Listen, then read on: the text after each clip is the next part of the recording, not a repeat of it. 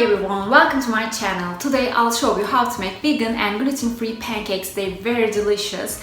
We love them, so I hope you try them and enjoy them as much as we do. We will use ground flax seeds instead of eggs. You might be calling them linseeds as well.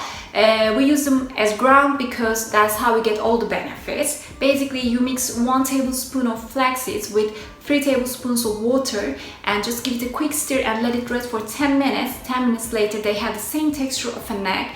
They don't taste like egg, they have a nutty flavor, but that taste goes great with this recipe.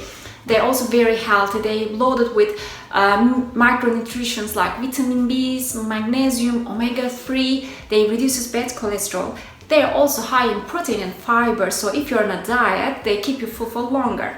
So if you have any questions about this recipe, please don't forget to ask me in the comment section.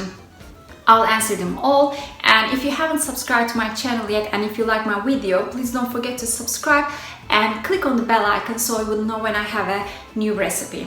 Thanks for watching, so let's get started with these delicious pancakes.